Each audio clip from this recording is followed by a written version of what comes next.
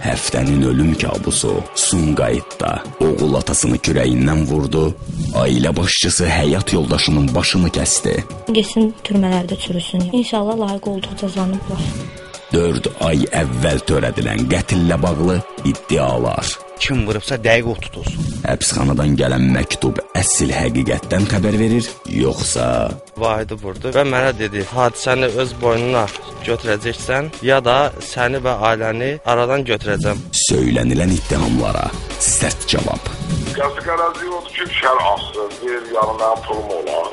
Təfərrüatlar, isti izlərdə izimizi itirməyin. Bu həftə ölüm kabusu Sumqayıtda dolaşdı. Bir-birinin ardınca 3 qətil. Pul üstə düşən mübahisə dostu qatilə çevirdi. Eyni zamanda oğul atasını kürəyindən vurdu. Ailə başçısı isə həyat yoldaşının başını kəsdi. Baş verən qətillərin təfərrüatlarına birgə salaq. Atam da görüb ki, daha bu evdən çıxmalıdır. Deyib, qoy öldürüm. Çıxım gedim də. Türmədə yaşayım. İnşallah çox yaşayar orada. Nə qədər qəribə olsa da, bu bir övladın atası üçün arzuladığı sözlərdir. Çünki atası həyat yoldaşını öldürməklə bu həyatda uşaqlarını yetim qoyub. Dəhşətli qətil Sumqayıt şəhərində baş verib. 7-ci məhəllə bina 92 mənzil 30 ünvanında yaşayan Elman Hüseynov ailə münaqişəsi zəminində həyat yoldaşı Tamella Hüseynovanın bıçaqla başını kəsərək qətlə yetirib. Sumqayıt şəhər polis idarəsinin 4-cü polis bölməsi əməkdaşlarının keçirdikləri əməliyyat axtarış tədbirləri nəticəsində Elman Hüseynov tutularaq Sumqayıt şəhər prokurorluğuna təhvil verilib.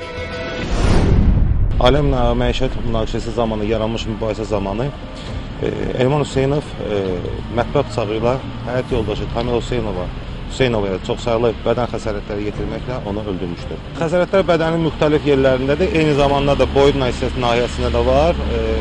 Bildiyiniz kimi, faktla bağlı məhkəmə tibb ekspertizası təyin olunub, müvafiq rəy alındıqdan sonra dəqiq məlumat veriləcəkdir.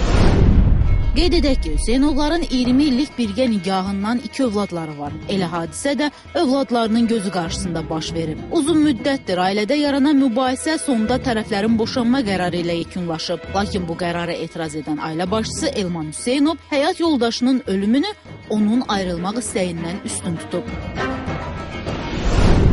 Anamın heç bir günahı yox idi ölümündə. Yəni ki, burada namus, qeyrət, heç bir şey yox idi. Anam boşanmağa verdiyi üçün atam onu qətlə yetirib ki, sadəcə ayrılmasın evdən, yəni başqa evdən atılmasın çölə. Yəni bu ev anamın evidir. Yəni o mənada yaşamağa yeri olmadığı üçün. İndi geçsin türmələrdə çürüsün, yaşasın yəqin. Mərhumun qızının sözlərinə görə